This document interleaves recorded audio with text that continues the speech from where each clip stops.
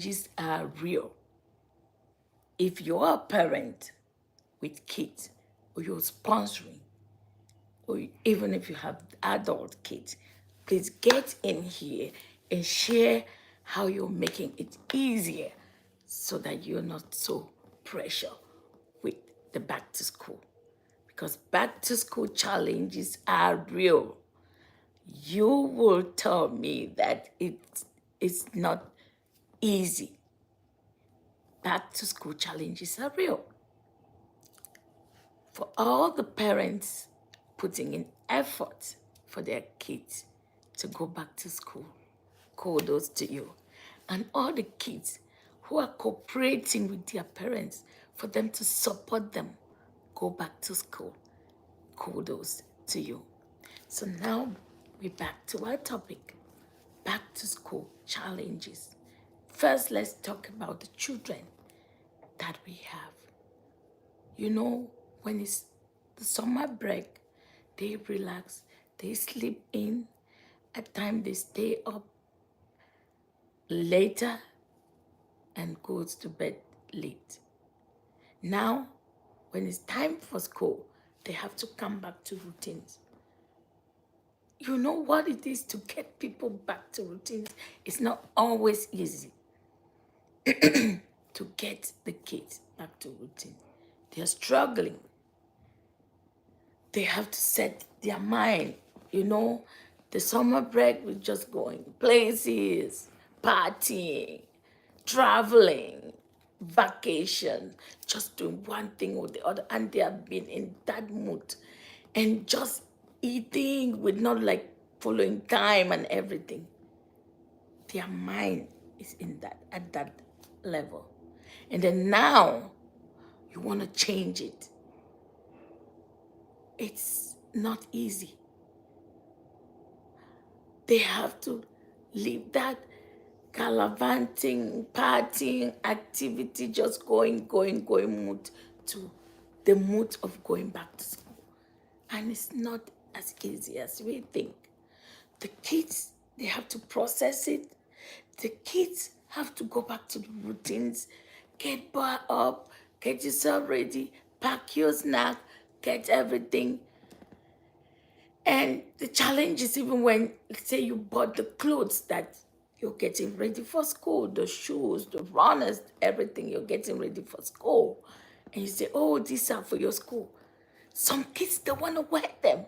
Like, quick. And then you say, no, save this. This is for your school. We're buying this for your school, remember? But with the excitement, they can't wait. Hi, Jukwa.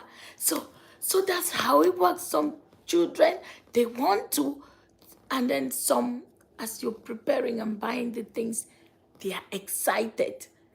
They are excited, they are dreaming, and then getting back and going to a new class. They are excited. They know they're going to meet their new friends. They're going to have fun. For those who are going to a new school, they are thinking, how is the school going to look like? Although they've been to that school, it's not like their old school. What friends are they scared of who they're going to meet as their friends? They are thinking, what am I going to do? Who are going to be my friends? Hi, love. Share me your ideas with this school challenging, because it's not only me. I'm feeling it hot. I should think many people are also feeling.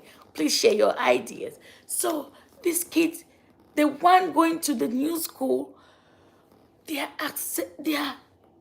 excited. They are 50-50 because they have unanswered questions, right? They are like, who will be my class teacher? Who will be my friend? Where am I going to sit? Am I going to like the school? Is the teacher going to like me? Are my friends going to like me? Thank you. What am I going to do? There's a lot of things coming into their head, and they're thinking, in this new school, how is it going to look? And then we as parents, we are also pressuring them. They're pressuring them. They are like, oh, when you come to school, go to school, you know what mom and dad is expecting from you. You have to perform well. That's what we need from you. But it's also hello to everyone. And it's also very, very, very challenging. The kids going to new school are challenged. The kids who are going back to their same school some are excited, some are scared. So we should always think and get to understand where our kids are coming from, because they're struggling. We should listen to them. We should feel their pain. We should understand what's happening in their mind, so that we can, as parents, be able to support them, to be that emotional backbone to keep them going. So let's take a child who is going to a new school. You are excited, they are excited, and on the other hand, they're asking, who am I going to meet? They have 1,001 questions in their head. If you provide that support and assure them, look, it's gonna be okay. You got this. It's gonna be okay. I'm reading the comments. Valerie, I'm reading. So, welcome. It's gonna be okay. Thank you for nice hair. And my accent too, thank you. Everybody gets accent, so that's okay. So all the moms, all the dads, come in here and share your challenges with school. It's not easy when the kids are going back to school. First, getting them to their routine. You wake them up, they don't feel like waking up, but they have to. The alarm is off, but they can't hear. The first 2-3 weeks, very challenging. What do you do as a parent? You, as a parent, also have the financial obligation. And maybe you're a student yourself. You have to also set up your own mindset to be ready to go to school. And then you have to prepare, go shopping, get the things ready. There was a year we went and bought everything and thought we got the list. And we printed the list for the school things for the kids. Went and bought. And when they went back to school, that same week, they came back and said, all the things we bought were not right. And then even when we pleaded with the teachers to use the ones we bought, they said, no, it's expected to be the same like this. So we have to still buy. We as parents do make these mistakes and buy the wrong items. And when the kids go to school and come back, they say, no, this is not what our teacher is wanting. This is not what our school is wanting. And we have to buy other things. We have to buy more. The financial aspect, remember, we also have the obligation to explain to our kids, this is how much we have. And these are the things we have to buy to get you ready for school. So that the child or the children participate in getting the school things bought. Because if they're choosing the most expensive one, they will look at what you guys have in hand, what you think, the things that you have to buy, and see, oh, if I'm choosing this and we have this amount of money, it's not going to work. I would rather step down and buy this, so I'll be able to buy this, and be able to go to school with all my items. That's another way that eases my own stress. I'm just sharing my own hacks and hope they can work for you. When you bring in the kids and they plan with you, they contribute, knowing what you have in hand and knowing. Because some kids, they just believe that daddy and mommy have money. No matter what you say, they say you have money. And when you say you don't have, but you say you can use the credit card. Even the credit card you use, you have to pay. Let them have that understanding that whatever card you're using, you have to put, if it's the debit, you have to work hard for the debit to have money. If it's the credit card you're using, you still have to pay. Because When I share with my own kids that I don't have money, say, Mommy, but you have your credit card. As if the credit card is free. It's not free. There's nothing like free. So when you bring in your kids, start preparing them some weeks towards before school resumes. If possible, if it's a child who is going to a new school, maybe drive he or her to that school. So you guys just work around so that some of her questions or his questions are answered in his mind. Because he's like, I don't know how the school look like. I don't know who I'm going to meet. And some of the questions will be answered, if not all. But it's always good that you take your child, if it's a new school. Even if it's the old school, like, let's just drive past your school. It's been a while. Since the break, you haven't really gone back to see how your school look like. And you guys drive past there. And just prepare the child, the children. We both make lists, they make the list, and then we kind of prioritize the things that cannot be buy at the moment. Hello, my dear. The things that cannot be buy at the moment, maybe you guys agree, like, let's buy them next week. We can't really afford these things today, this time, because we have to buy for A, we have to buy for B, we have to buy for C. And for us to be okay, to accommodate, hello, so with this amount of money that we have, this is how we're gonna do it. Let's do it this way. Prioritize the things. Let the child prioritize, especially the one that's getting in their teens. They know what they really want. And also have a discussion with them. Because when you want to prioritize as a mom, you may not be prioritizing the things that they really feel that they need. But if they lead the way and you're just there to support or maybe chip in some explanation that, maybe you guys are going to be using this in the first 2 weeks. What about we get this first and then later get the other thing? Maybe next month when I will have another pay. Let's work around it so that you're happy and we are not in debt. We're doing good. The child will start understanding that, oh, it's not everything that you want that you get to have. You have to always prioritize and choose the one that you need most and go with. When you do that, the child is being part of the planning and also eases your own challenges. So I wish I can be your mom. I already have my own kids. So it's really, really, really challenging. No parent would tell me it's an easy task.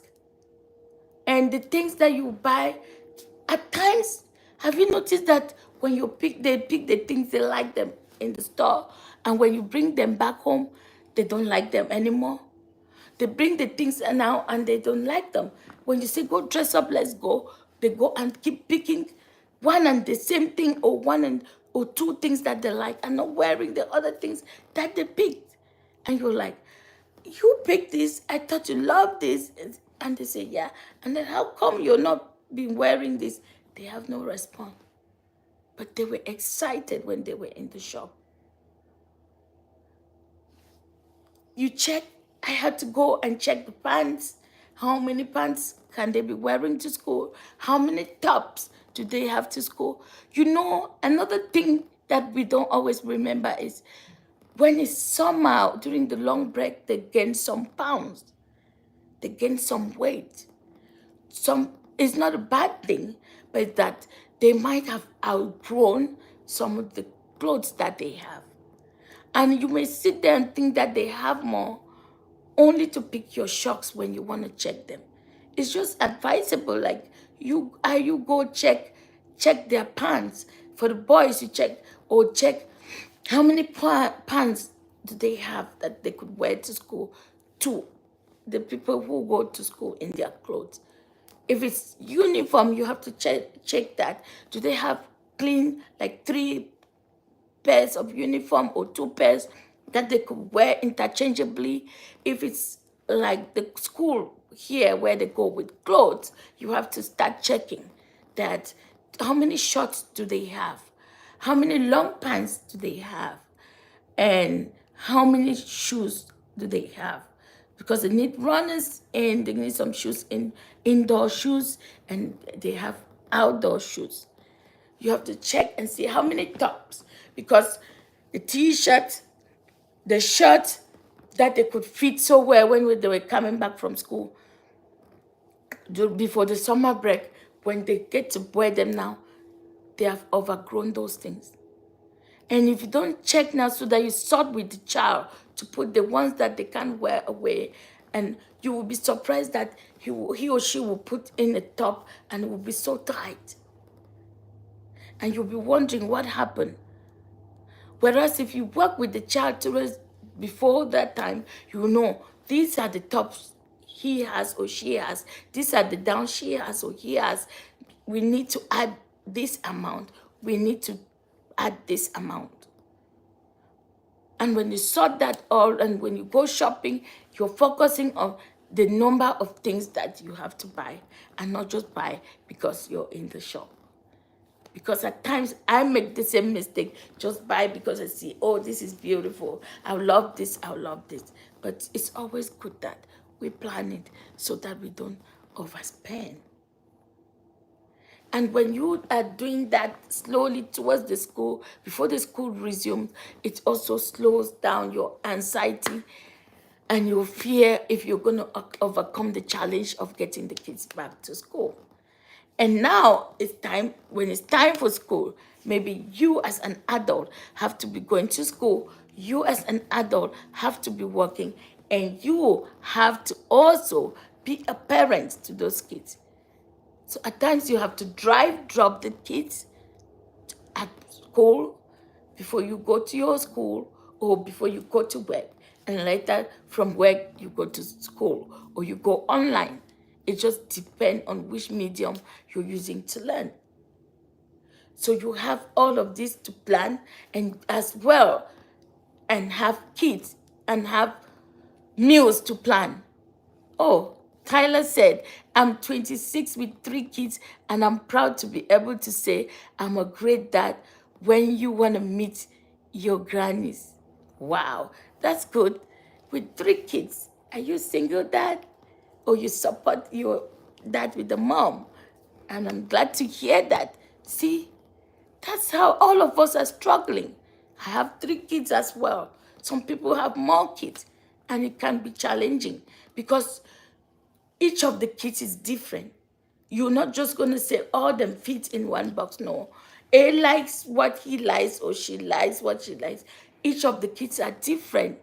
So you have to approach them differently. And if you don't approach them as they should be, they get angry. Some they zoom in, some they zoom out, and you're struggling. It's just starting the year on a bad footing. You don't want the school year to start for your kids on a bad footing. You have to support them and ensure even if you're stressing, you don't show the stress. You smile and make them feel supported that they're getting back to school. Some parents, they feel like they're going back to school. It's a big relief for them. They feel like, okay, now I'm going to get a break. Now I'm going to breathe. Yeah, it was too much. I can't imagine. But they are your kids. You went in for them. They didn't ask to be born, which means you have to be there for them and sacrifice to the best of your ability. It's not like you can provide all, but you do your best to the best of your ability. So, this back to school challenge, thank you, Tyler M, for sharing. Back to school challenge, it's not easy. It's so difficult. Somebody was sharing how he has to go to his new school, and he had just moved. They have moved from a different country. So a lot of things were changed. From moving in their country, they go to school in uniform. But they moved to this country where you go to school in clothes. So this child was really worried. knowing that they don't really afford a lot, they can't afford a lot. How will I be meeting up with the expectation as I have to be in clothes all the time? You know, with the back, with their system, going with the uniform, you just have to always make sure your uniform, you wash it, iron it, and it's all clean, and you put it on. But with dressing, with clothes, it means you have to be wearing clothes all the time, and different clothes. This child was really worried. She was feeling that she will be looked upon like her self-esteem was going down. She would be inferior. She would not be able to afford. She would just look different. And when you start thinking all of that, she didn't know whether she's gonna be welcome, whether she's gonna be accepted, how it's gonna look like to be there, to be. And the dressing, the outfits are different. So when they come in, the mom was like, I don't know how my daughter is gonna feel. They started kind of researching how they dress in that country, how the children behave, the new things, how to talk back, respond when somebody talk back to you, say thank you, say you're welcome, and all the things. The mom, they took time, about a week, just to prep this child so that she can be able to integrate. And mom said, don't, it's okay, I'm gonna make sure, like, at least you have a set of 5 clothes to wear each day, Monday to Friday, to school, so you're not being left out. Just with this support, the child was starting to build her self-esteem back again. And she started being excited. She turned to mom and said, Mom, I'm gonna make you proud. Dad, I'm gonna make you proud. Have you supported your kids and let them feel like they have a responsibility to make you proud? Have you let them understand the expectation they have to bring to you, to put a smile on your face? By the time you let them know how great they are and how they can make you feel better as a parent, the only expectation is that they make you proud. They will make you proud. So this girl was excited. There were struggles, but she was able to overcome them. She was a child that will always withdraw herself. Hi, Priska. I see you. That person that will always withdraw herself. Hi, Bridget. Yes, so Bridget said, it's not easy at all. My heart is racing of the school run. My sister, it's not been easy. I've been running the last 2 weeks. It's not been easy. One went today, and the others will be going next week. It's not easy as a mom. Even you're there or not, you're sponsoring, you stay somewhere, you still have to send money, you're worried. You even when they go to school, you're still worried because you want to make sure they're safe. You're not there, you're thinking, what can they be doing at this time? I hope they are safe. Yes, all mothers, all parents, if you're not worried this time, then I'm really concerned. All of us are really worried and stressing, trying to do our best to the best of our ability. You don't want to let your child down and tomorrow you say, I wish I did more. I wish I put in more effort. Put in the effort to the best of your ability so that tomorrow you wouldn't regret. Tomorrow you have to like pat yourself on the back and say, I did a good job as a mother. I did a good job as a dad. I did a good job as an uncle. I did a good job as an aunt. Because it's challenging, people. It's tough. Given the economic situation now, I don't know about you, it's challenging. And the kids, they don't really understand. At times, some of the children wouldn't understand why you have to buy this and not buy this. When this one is the one I really want. They say, Mommy, but this is what I really want. You know, the one that they really want is very expensive, and you see a one that's closer to that one, and you're saying, honey, can you get this one that's a little bit cheaper but closer to that one that you really want, because we can't afford to say no, but this is the one I really want, I love this one. And they will tell you, and you look and say, I should give what this child wants, although in pain, but you try your best. Your best. Some of the kids, they will wear the shoe. Another thing, people, that is also challenging. Please, get a ball marker. If possible, put initials of your kids on their things that they're going to take back to school.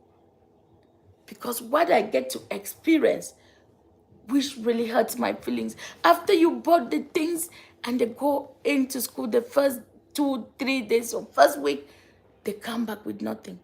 Even they come without a hat, or they bring back one pair, or they bring back one side of the shoe and the other, or they come back without a jacket, or they come back without the things. But if you put the initial, most of the school, they have the lost and found area. Some people can put it there, or somebody can see it, and with that initial, it's easier to identify, and the thing can be brought back to your child.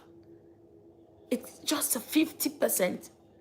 Most of the time, the things are missing, but you bought them. So we're going to try to teach our kids also to learn how to keep their things and cater for their things. Because when you're not there, they are in school, they just throw them all over the place. Remember that you are the one spending the money. They don't spend the money. So they don't know how difficult it is to work money and to have money. They just know that mom and dad going to buy a new one. So I just did not find my indoor shoes. They are missing. And then you call the teacher. They say, we can't find them. And then what do you have to do? You have to buy another pair. And before the term runs out, how many pairs do you buy? How many lunch kits do you buy? How many water bottles do you buy? Because I can't name the number of water bottles. Even with the initial, even with what, they still come back without water bottles. They will come back at times with one pair of sock, with one side of the sock. And like, what happened to the other side? I don't know. I was just playing and I couldn't find it again. Like, seriously? Like, seriously? And then when you get to school, you thought you bought everything on the list. You realize that there's still some things missing. And then you're like, oh my God, when am I going to buy this? And you just tell the teacher, oh, I'll get them. I'll get that ready maybe by next week. Just give me a little bit of time. Yes. Just give me a little bit of time. Yes. VG, said again that it's true. I make sure I go in the class after school to find my son's clothes. It bothers me a lot. They can't find it. Is the answer you will get. Yes. The worst one, my dear, is having a child with a disability. I have one. What happens? I get to buy every day. I highlight the things. I write the teacher. I do. It's just like every month you have to rebuy. Even with the highlights of the things there have been a case where they send back a different child's stuff in my son's bag. And I send it back to them and said, no, this is not my child's. But nobody will ever send mine back. A child with a disability is more than 5 times a normal child. Because when you ask that child, she can't provide, or he can't provide an answer to you. Even if you go to the school, there are certain places you can have access to look, and some they can't. Or maybe you're going there close, they say, oh, we've closed. You come, you check our lost and found. You go there many times. I don't get to see. And at times, you don't even have the time to go and check. And what would be your last resort? Rushing back to the store to buy. You don't want your own child to be left out. You don't want you kill your own child's self-esteem by making the child feel rejected. No. Feeling like the child does not have parents. No. You rush again and buy. So what I do is I buy access. I just buy 1, 2, 3, like 4. And I go to the cheapest store. I go to like Dollarama, the dollar store. So I just get like a lot of bottles. I put his initials, but that does not guarantee me him bringing back that. You just get a lot of socks, spares, pants you just have to buy. At times you go to the thrift store to see if you can buy cheaper things just to help cover up with that. It's really expensive and it's challenging. People may not understand. It's not that you don't love the kids. It's that the financial aspect is challenging and you all have to meet every expenses because you're not just going to be buying clothes and days for school. You have to also provide their snack, their lunch, and everything. And when they start, they'll say, oh, I like this, I like this. The first week, they'll be eating the lunch very well. The next week, guess what? They are dumping all in the garbage. They just pack them to please you. When they get there, they don't like what they have again. They are looking other people's kids, other kids' food. That's what they like. And it's just how kids are by nature. And when they see and they like that one, and then you take them to the shop, you buy them. The next time, they don't like them anymore. They eat 1/3 of all that they pack in that lunch kit. They pack just to please you, mommy and daddy or auntie. But when they get there, they don't like it anymore. And they keep packing their lunch. So once in a while, it's just good to check. At times I check with the teacher and see, is he eating his lunch? And say, oh no, he's dumping all in the garbage. And then you have to have a talk. Food, we don't dump food because we buy it. If you're tired and you don't want to eat, let me know. We can explore other different varieties or different things. Don't dump it. There are some people, they can't even afford 1 meal a day.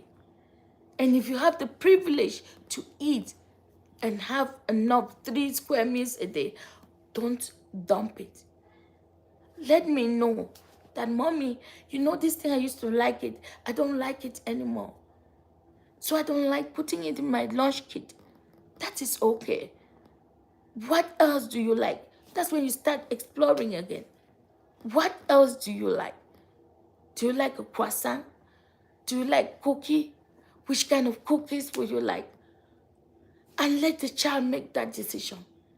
Don't sit there. He's always like, you know, things change, people change, tastes change. Today I might like to eat a hot dog, and tomorrow I don't want a hot dog. I'm entitled to let it go. But we don't push it down their throat. When we import, oh, you must pack this. They pack it to please us.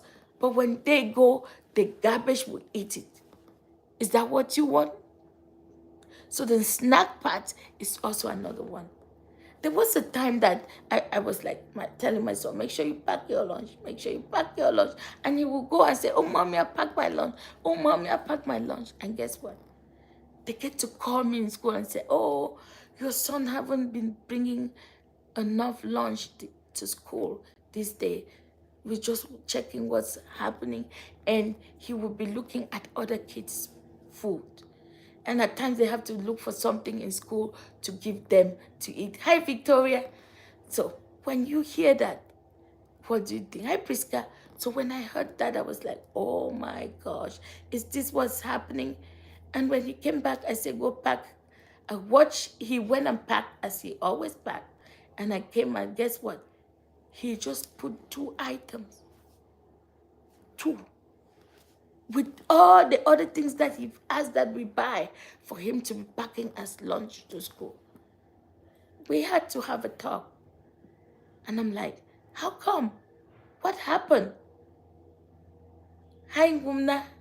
What happened? How come you are not eating well in school and your teacher had to call me that you're looking hungry when we have all these things? Why do you pack only these 2 items? He said he doesn't really like them before. Again, I said, if your taste changed, why didn't you tell me of the things that you watch, you've seen other kids eating in school and you feel like you like them so that we could get them for you? Instead of you pretending that you're packing lunch and put 2 items. And the next Saturday when we're going shopping, he went with us and we're like, choose the things that you will pack into your bag and taking to school for lunch. So that I don't get to hear that you were hungry and you were telling the teacher you're hungry and you didn't have enough to eat. So with that, he knew first he has to pack what he will eat and then he has to eat. Because if he doesn't eat and the teacher calls me, it's not going to be fun. And that's why we always give the opportunity. Is this what you want to be putting? Is there anything you think that you would like to be adding to your lunch kit that you like? So that they always have the opportunity. And at times, they'll say, okay, I don't like this fruit anymore. I would like but this grapefruit. And then when you start putting that fruit, they start buying that fruit. Out of a sudden, no, I want but cherish. I don't like this one fruit again. So we as parents also, as we change our mood, change our taste, change in everything, also accept and give our kids the opportunity for them to change. Let them not feel that we are compelled to. No, they are not compelled to. We give them the opportunity to also change and share how they feel. Because you don't want your child going to school and not eating. You don't want your child going to school and coming back hungry. Your child collapsed and they come, what happened? He's not been eating. Whereas your dad saying, pack this, pack this, pack this for lunch. You must pack this. No. They are all human beings with feelings and ideas and thoughts. And some we try to bring the way we were brought up on our kids. Forgetting that it's a different era, different people. Like we used to bring warm-up food to warm up and eat. Not all kids want to take warm-up food to school. Just add their opinion. Some kids would rather eat their warm-up food when they come back home and they eat. They will like other things, easy to eat food. Just ask them.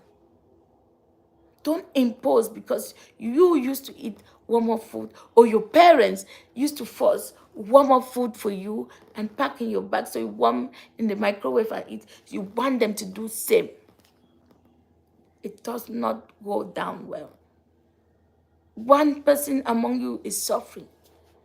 And with the power imbalance, guess who is always suffering? Your child. And with the love I know you have for your child, you don't want that to happen, right? You don't like that to happen. Because no parents will like their child not to be happy. Financing, unstable finances. You know, when the kids go, you have to take off time to go work, support them, and do other things. It starts to affect the finances. The things you used to do, the places you used to go are being impacted. That is another one. As parents, finances is tough. Also, preparing yourself mentally and saying, okay, it's that time. It's that time. It's not going back. It's preparing for my children's future. Let me support them. Prepare your own self, mental health. Prepare yourself mentally and be healthy enough to support the kids go back to school. And remember not to transfer your anger, your frustration. You're putting 1 and 2 together to get their school needs, to transfer that stress or frustration to the kids. Because when you do, before you know it, you start saying things that in your normal self you wouldn't have said. You see, this somebody, I'm trying to get this for, and they will not do just a little thing that I ask them to do. No. They are being kids. It's when they'll be adult that they will understand what you were doing. They are just being kids, and kids are always kids. They can only understand to an extent. Remind yourself always that whatever thing you're going through, don't transfer it to the children. They didn't bring themselves. They are not the cause. It's just the stressor that you have. Redirect it to something. Go do some self-care activity. Go for a quick walk. Go, if you smoke, go for a quick smoke. Go for it. Just do something that is going to help calm you down. Walk around. Do something that's going to help you calm. Drink water. Take a drink, cold water. Drink, sit down. Count 1 to 10. Sing, just dance, hum. Just do something that you really like that help calms your nerve, so that you don't lash it out to your children. Because it will be difficult to wipe that off their memory, to take it back so that they understand it was just a frustration activity. Because they will feel that you plan it. They look up to parents a lot, and anything we do is being recorded. Anything we say is being recorded. At times it's so difficult when you want to take it back. They will look at you as if you don't know what you're doing. So back to school challenges. They are a lot. Make sure you check the school bags. Look if the school bags are good or they need good new school bags. Look if their lunch kits are good or they need water bottles, their snacks, and you name the rest. Their juice, just getting, when you send them, they can go and say, oh, my indoor shoes are good, but when you're going to check, when I went to check, it's something else. They can always say, it's just make sure you double check as a parent, so that you don't feel like you're disgraced when you take your child to school and you see the shoes they are wearing. You're like, but I asked him to check if his indoor shoes are there. Yes, they checked, and they said what they said.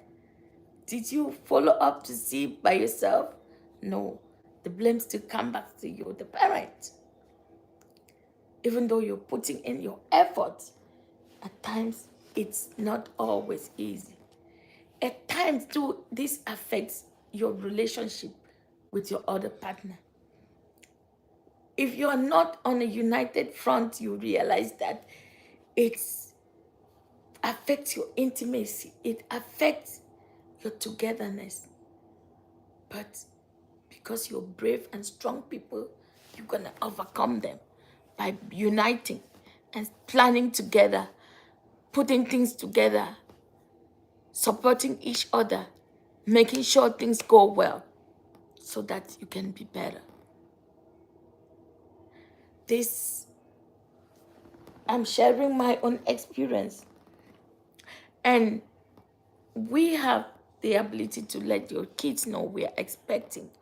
But we have to also be mindful not to pressure them.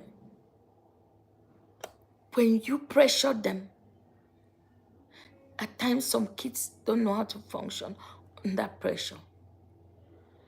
Some kids then now feel that it's all about you, not them. Because it's what you want, not what they want. Some, they don't have, look at it from a positive aspect. They feel like you're forcing them.